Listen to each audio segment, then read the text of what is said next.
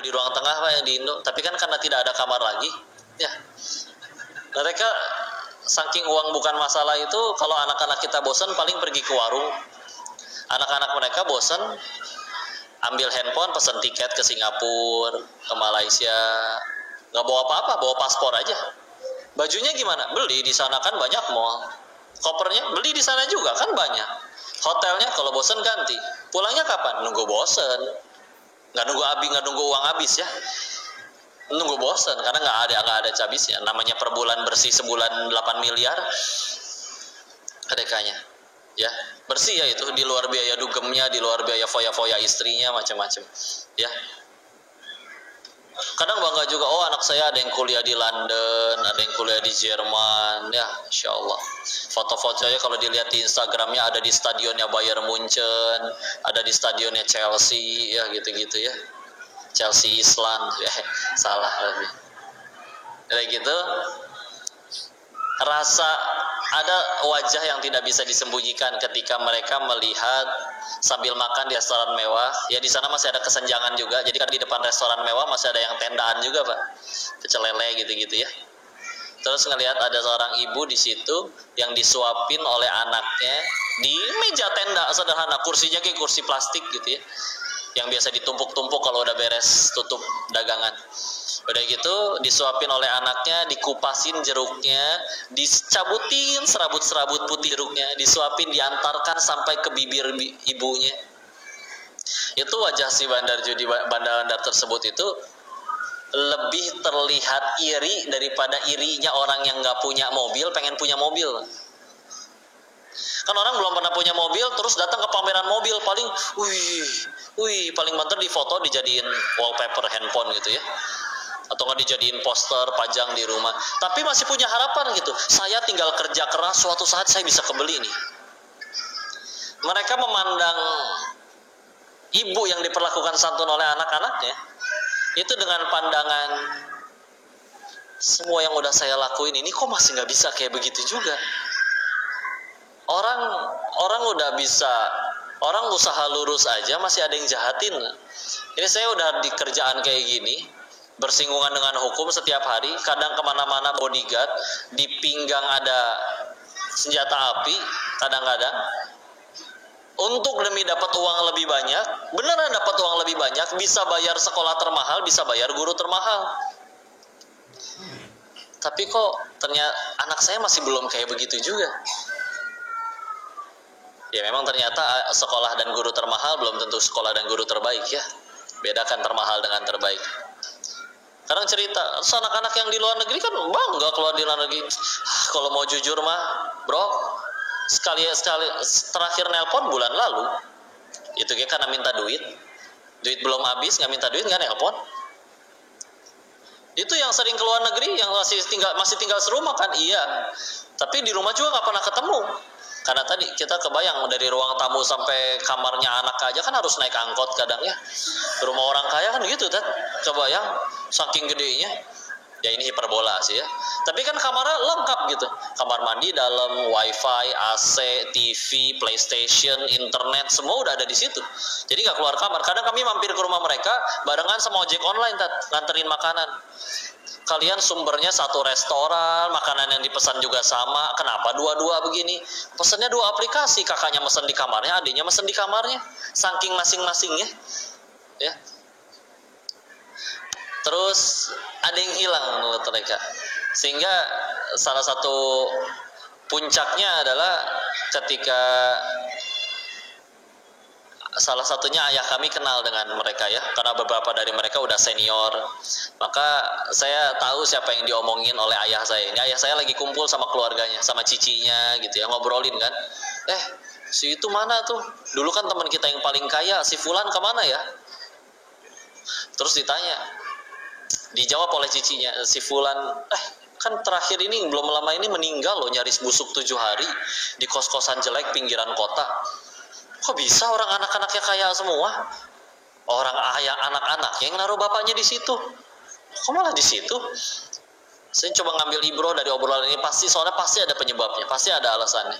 Akhirnya mereka ceritakan tentang karakteristik si bapaknya ini dulu, teman mereka yang paling kaya yang akhirnya dibuang oleh anak-anaknya. Karena dulu si bapaknya ini pernah selalu ngomong kayak gini ke anak-anaknya. Nah, kalau kenal orang nggak jadi duit, gak usah kenal sama orang kayak gitu. Buang-buang waktu. Nancep ke hati anaknya. Insya Allah. Suatu saat bapaknya udah sakit, nggak bisa ngasilin duit, perusahaan dan harta warisan sudah diwariskan. Nggak ada yang mau ngasuh. Terus gimana? Sewain kosan aja tuh di pinggiran kota 700 ribuan sebulan. Seminggu sekali pembantu kita jenguk. Pas pembantunya jenguk, ya udah dalam keadaan nyaris busuk 7 hari. Tong sampah berantakan, air kencing menggenang di lantai. Namanya bapak-bapak sakit, kakek-kakek sakit tinggal sendirian. Dan demi Allah yang membunuh si bapak ini bukan sakit atau masa tuanya, tapi justru perasaan dibuang oleh anak yang dulu ia bangga-banggakan. Beneran jadi kaya loh anak-anaknya. Karena izinnya, kadang kalau ada orang tua berkata, kok anak saya mah gak usah rajin-rajin lah ngajinya, kan anak saya gak cita-citanya jadi ustadz. Emang ngaji cuma tugasnya ustadz doang? Dirayu diajak ngobrol, ya udahlah gak apa-apa ngaji, panggil aja gurunya, nak kita punya uang. Suruh datang ke sini. Gak usah jauh-jauh, Bu, itu tetangga ada yang mau ngajar. Berapa ngajarin Quran ke anak saya? Sebulan katanya 500 ribu aja. Mahal amat katanya. Jadi hati pengen ngejambak ya. Bukan rambut, bibirnya jambak. Ada salah satu dai juga ya. Dia cerita dulu pernah ngajar anak orang kaya ceritanya. Dikasihlah kafalah 2 juta sebulan. Ya. Lalu suatu ketika sama anak orang kayanya ini diajak main yuk ke villa keluarga kami, ikutan. Nyampe villanya ceritanya di villa itu miara anjing. Anjingnya teh lucu. Disuruh loncat-loncat, disuruh duduk-duduk, disuruh salaman-salaman, suruh narik angkot, ya. Enggak sih yang ini mah ya. Ditanya kan, kok anjingnya bisa lucu gini? Oh iya, kan dilesin. Hah? Ada les anjing? Ada. Karena kalau namanya maksiat itu ada kenikmatannya, walaupun Allah tidak ridho. Dan ibadah kalau benar-benar kafah berislamnya itu juga ada kenikmatannya kalau hatinya lillahi ta'ala. Nah kalau di tengah-tengah ada yang nyebutnya STMJ ya, sholat terus maksiat jalan. CLBK apa? Cepat lari bau kentut. Maaf ya, intermezzo. Ya STMJ, dia di tengah-tengah, dia ibadah, gak akan ngerasa enak karena masih ada rindu kepada kemaksiatannya. Dia maksiat, gak akan ngerasa nikmat. Aduh, keminum nih satu teguk, satu tetes yang gak diterima, sholat 40 hari. Yang lain happy, joget-joget, kita malah pusing. Sholat gak keterima ini, gak nyaman. Makanya mendingan udah kanan-kanan sekalian, udah ke Allah aja udah. Ya. Dan kalau ujung-ujungnya kita rindu dengan kemaksiatan nih, anggaplah akhirnya tergelincir lagi. Dan kita tahu ujung-ujungnya pasti bakal nyari Allah lagi. Ya. Maksudnya kalau ujung-ujungnya pasti bakal nyari Allah lagi, atau ngapain bolak-balik kayak setrikaan? Iya sih, Allahnya maha baik. Kita maksiat 60 tahun, tobat sehari sebelum mati. Kalau tobatnya tobat nasuha, Allah punya hak buat ngampunin. Tapi kan siapa yang menjamin kau masih ada di waktu tersebut? 5 menit lagi aja yang bicara nggak tahu masih hidup apa enggak. Jadi ya daripada bolak-balik masih mending. Makanya kadang beruntung banget orang yang kayak misalkan habis maksiat ya langsung dibalas ke Allah gitu. Korupsi 10 koruptor ditangkap 1, ngambek tuh yang 1. Kenapa teman saya ke-9 nggak ditangkap? Setelah 4 tahun masa hukuman bersyukur, alhamdulillah ya Allah saya yang ditangkap, jadi kenal Islam, jadi bisa tobat, lumayan DP penggugur dosa. Kenapa berat? Kitanya aja yang masih cinta sama dunianya, atau mungkin kitanya yang belum pengen surga. Padahal semua kepahitan tersebut nggak akan Allah sia-siakan, pasti ada harganya. Bisa jadi bisa jadi wanita yang sampai sekarang belum punya keturunan, yang malah sekarang masih muda udah kena penyakit kanker, bisa jadi pulang ke hadapan Allah dalam keadaan lebih suci dari dosa, daripada yang lebih banyak keturunannya, daripada yang sehat bugar tanpa pernah sakit sama sekali. Ya, cuman akan selalu berat kalau misalkan ya belum Allah aja yang jadi tujuannya. Bismillah. Dan perlu proses untuk kelepasin, karena kita pas baru hijrah itu kayak ibarat amplop yang ditemplokin perangko terlalu banyak. Ya mesti dicabutin satu-satu. Wajar kalau ada bopak-bopak sedikit mah ya. Tapi sisanya malah jadi baik insyaallah. Allahu a'lam bishawab. terima kasih. Dan ini kok gantian atau Pak Ustaz? Ustaz dari tadi sudah saya kasih banyak pertanyaan juga. Sudah 3 jam. Tapi dari Ibu Bapak juga ada pertanyaan ya, jadi dipersiapkan aja untuk Pak Denis dan juga untuk Ustaz Nawawi gitu ya. Nah ini kalau satu lagi mungkin ya sebelum kita ke tanya jawab nih Pak ya. Tafadhol. Terkait pasangan hidup kita yang kita pilih, yang kita sayangi Pak ya. Bagaimana tentang support dari pasangan kita sehingga kita bisa semakin kuat dalam menjalankan kehidupan beragama ini atau dalam menjalankan hijrah, support dari pasangan kita. Ya, baik, insyaallah. Bismillah. Maka pertama mungkin kita mulainya dari yang belum punya pasangan kali ya. Ada yang masih jomblo tidak? Ada? Mau nyari yang kayak gimana? Eta si ibu. Jangan kayak si Koko, banyak dosanya. Ibu ada yang nyari mantu, Ibu? Ada. Mau cari mantu kayak gimana?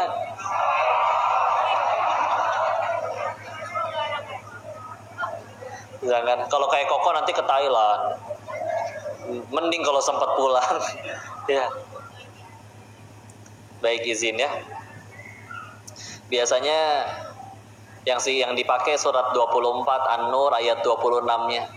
Ya, yang dikatakan wanita keji untuk laki-laki yang keji, begitu juga sebaliknya. Apakah berarti kalau kita tidak baik nggak boleh dapat yang baik? Bukan. Cara membaca ayatnya adalah kalau pengen dapat yang baik, kitanya berusaha baik dulu. Sederhananya, jangan tunggu kaya dulu baru sedekah. Sedekah dulu, nanti Allah jadikan kaya. Jangan tunggu dapat imam yang soleh dulu baru jadi soleha. Jadi soleha dulu, nanti Allah kirimkan yang soleh. Maka kalau bagi diri ini Teh Yunda itu ada beliau ikut hadir ya. Mudah-mudahan husnuzon kepada Allah, mudah-mudahan tanda tobatnya udah diterima sama Allah. Karena kalau berdasarkan ayat yang tadi nggak ada masuk-masuknya. Ini bocah Cina nggak ngerti agama, tahu profesinya haram sebagai bandar judi, kok tahu-taunya dapat yang seperti beliau itu beda, nggak sama sekali nggak sekufu.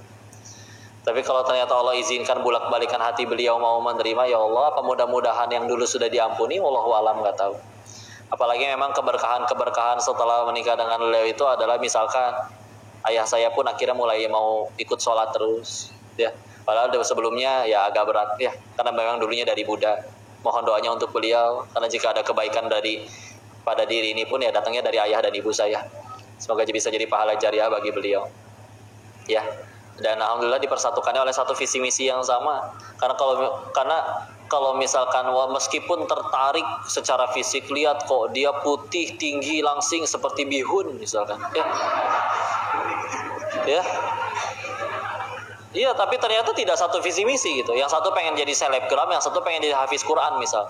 Ya kan sama aja kayak dari awal udah naik angkot yang beda, ya kan? Karena ya udah selagi tujuannya sama itu yang mempersatukan, ya. Cintanya fitrah. Tapi kalau misalkan cintanya disandarkan kepada sesuatu yang bisa hilang, contoh tampannya, cantiknya, kan habis dimakan usia. Hartanya titipan, jabatannya belum 5 tahun ketangkap KPK. Ya. Terus kalau itu semua hilang, apa berarti pernikahannya juga harus berakhir? Kan enggak.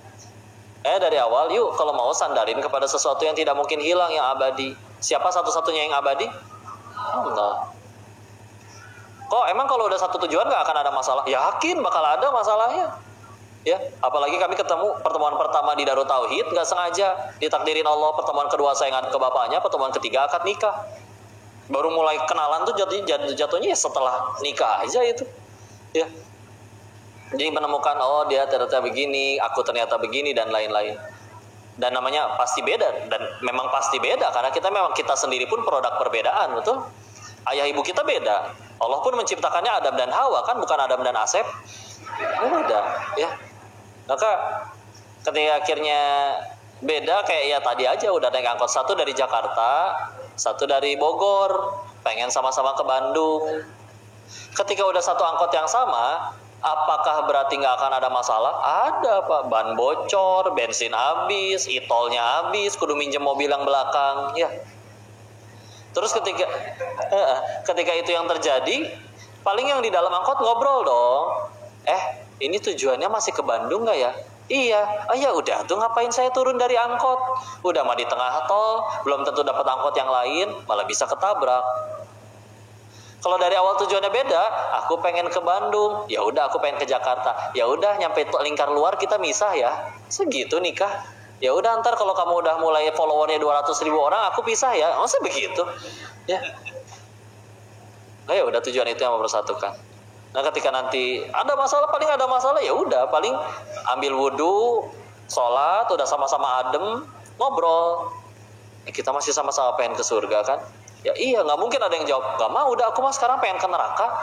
Nggak mungkin jawab kayak begitu. Ketika udah balik ke tujuan yang sama, ya udah, berarti pasti ini godaan syaitan. Dan ngapain kita nyenengin musuh kita, nyenengin syaitan? Udahlah, kebaikanmu disyukuri jadi amal soleh, kau sedang jadi ladang pahala bagiku. Keburukanku meskipun membuat kita menangis satu sama lain, berarti itu menggugurkan dosa kita. Berarti kita baru saja menjadi ladang penggugur dosa bagi satu sama lain. Bukankah itu 2 tiket utama ke surga? Perlu dosa yang digugurkan dan perlu pahala. Nah kalau misalkan aku masih gampang berkata pisah dan ingin marah-marah dan yang lain-lain, yuk berani jujur tanya ke dalam diri. Bisa jadi selama ini kita bohong terkait ngejar Allah. Bisa jadi selama ini kita nggak benar pengen ke surga. Ya. Padahal semua tidak akan ada satu kepahitan pun yang disia-siakan oleh Allah. Jika tidak gugurin dosa, pasti meninggikan derajat di sisinya. Ya udah, tenang. Jadi ya udah, disupport terus, ya didoakan. Dan satu tujuan. Repot kan kalau tujuannya beda, ya nggak luas gerakannya. Makanya nanti ketika udah mulai sebelum nikah ngajinya rajin, setelah nikah udah nggak pernah ke kajian lagi. Ya meskipun di luar masih bisa beramal soleh ya, tapi kan perlu ilmu juga. Wallahu a'lam bishawab. Terima kasih atas berbagai penyampaiannya. Izin ya Ustaz. Baik, istilah. Tadi gimana, apakah hijrah itu bisa datang berkali-kali? Hijrah berkali-kali. Mungkin yang dimaksud saya melihatnya gini kali ya. Kesempatan dari Allahnya bisa berkali-kali ya. Karena selagi nyawa belum sampai kerongkongan, kesempatan itu masih ada ya. Kata Allah di Quran surat 35, surat Fatir, ayat terakhir pas 45 tuh, pas pojok kiri atas, di atas Yasin. A'udzubillahi minasyaitonirrajim. Bismillahirrahmanirrahim. Walau yu'akhidullahu an-nas bima kasabu ma taraka 'ala dhahriha min dabbah walakin yu'akhiruhum ila ajalin musamma. Kalau sekiranya orang itu berbuat dosa, kontan balasannya detik itu juga, maka kata Allah tidak tersisa satu makhluk bergerak yang bernyawa di muka bumi ini. 1, berarti tidak ada yang luput dari dosa. 2, dosa sekecil apapun ternyata layak Allah ganjar dengan kebinasaan. Kenapa masih ramai kayak begini? Walakin yuakhiruhum, Allah akhirkan untuk mereka ila ajalim musamma, sampai waktu yang ditentukan. Ya. Jadi kalau ngelihatnya ke dalam diri, ya Allah kadang selalu sadar diri punya salah, pengen bertobat, tapi mulai dari mana ya nggak tahu mesti gimana, diampunin nggak ya? Setan nggak suka tuh kita tobat, makanya paling dikasih was-was. Munafik, ntar juga balik lagi, ngapain bolak-balik, kepalang basah, nyemplung aja sekalian, gitu ya. Karena mereka nggak bisa ngalangin kita tobat. Ya. Misalnya kita berontak, nggak mau, aku pengen tetap tobat, pengen sholat, sekarang mau ke tempat wudhu. Apa di tempat wudhunya ditungguin sama setannya?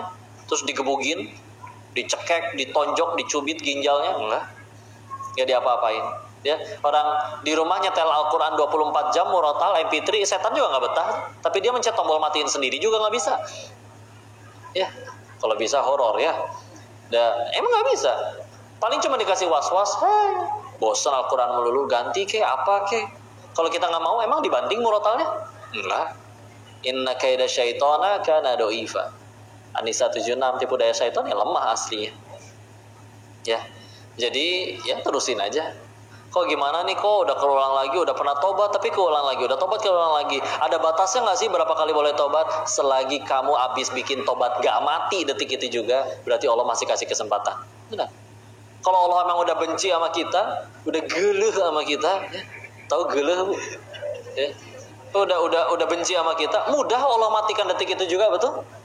Dan Allah tuh nggak pernah benci orangnya, tapi Allah hanya benci perbuatannya. Dan perbuatan mah bisa berubah. Ya, kan sederhana. Abis bikin dosa kita nggak langsung mati, oh berarti Allah sisa yang sekarang hidup masih Allah berikan, ya Allah masih nungguin kita tobat. Kalau ke orang ya sama, kok saya lihat dia maksiat nih, kok nih ada rekamannya gitu. Sederhana tanya, itu orang yang kamu lihat lagi maksiat, dia udah masih hidup nggak sekarang?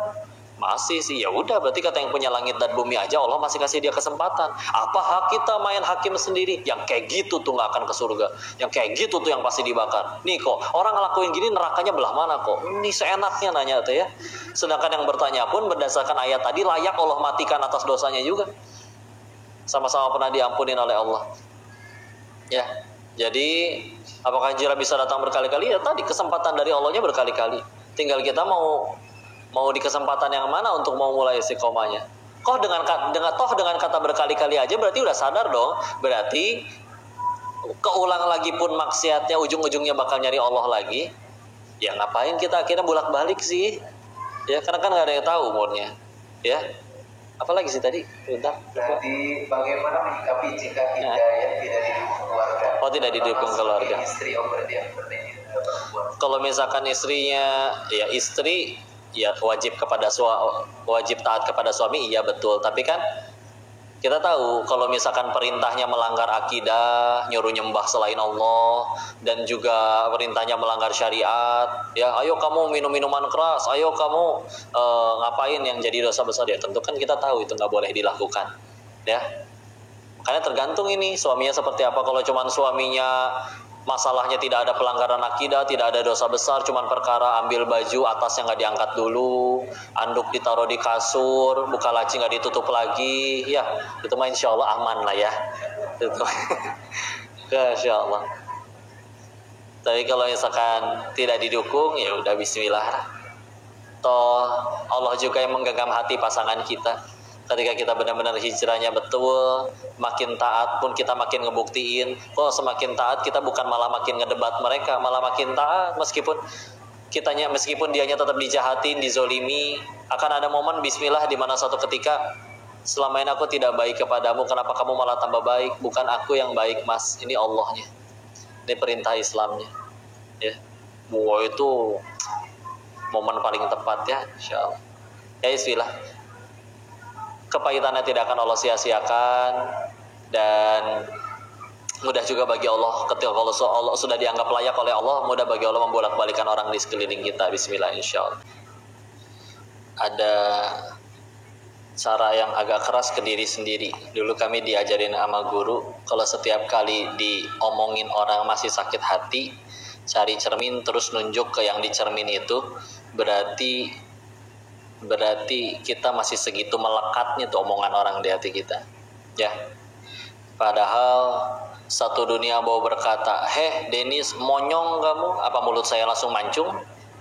Enggak. Malah yang nyebut kata monyong yang harus majuin bibir. Coba nyebut kata monyong tanpa majuin bibir. Susah. Ya.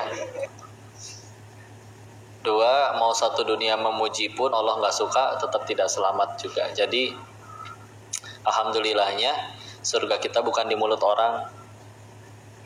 Dan kalau mulut orang nyakitin, kata sudut pandang dunianya teh pahit memang. Tapi pahit juga karena kita masih mikirin omongan mereka, ya. Tapi kalau misalkan dari sudut pandang akhiratnya, kalau masih jadi kepahitan, di dalam Islam yang rugi itu bukan yang dizolimi, tapi yang menzolimi. Dia lisannya kayak gitu, bismillah, transfer pahala dia habis, dosa kita diangkut. Udah berbuat baik dia malah jahat. Udah berbuat baik bukan supaya dia suka, biar Allah suka. Apa artinya satu dunia suka tapi Allah benci, ya. Tapi kelakuannya kok meninggal nggak ditanya kelakuan orang, bismillah.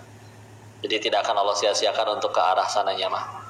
Dan memang ketika kita bicara Islam yang motonya rahmatan lil alamin, memang sulit menjadi rahmat kalau misalkan kitanya tidak menjadi, ya kalau bahasa sekarangnya, ya sok jadi orang gitu ya, jadi sukses. Makanya didorong gitu. Dan kita tahu di dalam Islam tidak disukai kalau kita hanya tinggal sendirian di gunung, tapi soleh sendiri nggak jadi manfaat bagi siapa-siapa. Kan di hadis Nabi yang lain, Rasulullah Muhammad SAW menyebutkan yang maknanya, kalau misal orang yang bertahan di tengah masyarakat dan bertahan atas godaan masyarakat tersebut dan tetap berusaha jadi kebaikan di situ, jauh lebih baik daripada yang berada di pedalaman sendirian meskipun soleh di pedalamannya itu, ya, berusaha jadi manfaat. Karena emang kalau kata guru saya Ustaz Budi Asari, pilar pendidikan dalam Islam itu mengerucut nanti jadi tinggal dua saja, satu doa, dua keteladanan. Dan Nabi itu bicara teladan itu ya memang ngajarnya nggak asal nyuruh, tapi ngasih teladan. Bahkan kata beliau, kata imam itu artinya pemimpin, lil muttaqina imama. Tapi kata Ustadz Budi juga, imam itu satu akar kata dengan kata pola katanya. Pola tuh kayak ngejahit udah ada polanya kan gampang ya, tinggal diikutin. Kalau nggak ada polanya bingung, ini ke atas berapa senti, ke kiri berapa senti, motongnya nggak tahu, ya. Sehingga bismillah ketika akhirnya udah jadi teladan. Karena orang bilang kayak gini ya, orang kalau udah sukses ya, kentut aja dianggap kata mutiara Pak. Ya, tapi kalau lo belum jadi apa-apa, mau bicara sebagus apapun dianggap kentut kebalikannya. Ya, tapi bukan berarti supaya agar kita jadi dikagumi orang juga ya. Popularitas hanya alat agar kita lebih mudah didengarkan oleh orang lain, lebih mudah untuk mengenalkan Allah kepada semakin banyak orang. Ya udah yuk sibuk ilmu, takwa, prestasi, bismillah, sehingga akhirnya mudah-mudahan Allah izinkan kita diberikan alat-alat untuk membantu dakwah, entah diberikan harta, entah diberikan ya apapun itu ya, sarana-sarana dunianya, sehingga bismillah tidak direndahkan dan lain-lain. Tapi tadi dari sudut pandang akhirat memang nggak ada kerugiannya, mau diapain juga ya, tinggal yuk bismillah berusaha pengen jadi pendakwah dengan baik, dengan hebat. Karena izinnya kadang apa sih yang kadang bikin istri itu suka susah nurut sama suami? Karena salah satu alasannya tahu modalnya, tahu di rumahnya kayak gimana. Di luar mah iya dipanggil ustadz, kiai, dicium tangannya, diminta fatwanya, ditunggu nasihatnya. Di rumah ya setengah subuh juga, bangun subuh juga 7:30. Kan berat pengen nurutnya juga, ya. Nah salahnya makanya ikhlas itu salah satu cirinya, ada orang tidak ada orang sama saja.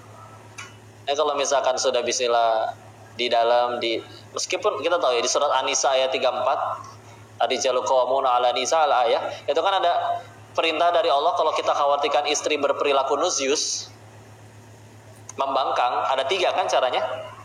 1, nasihat yang baik, nggak mempan kok. 2, tinggalkan dari tempat tidurnya, pisah ranjangnya masih serumah ya, jangan ke rumah janda yang lain, itu bukan pisah ranjang yang kayak gitu. Yang 3, boleh diapain? Boleh dipukul. Nanti sok dicek ya. An-Nisa ayat 34. Walaupun ada aturan fikihnya nanti, nggak boleh yang bikin masuk IGD, bikin patah tulang, bikin di wajah, meninggalkan bekas luka, itu semua nggak boleh. Tapi maksudnya apa kok? Nabi kalau ke anak istrinya nggak pernah nyampe kayak gitu. Kenapa? Karena beliau mah baru nyampe tingkat nasihatnya udah mempan. Kita yang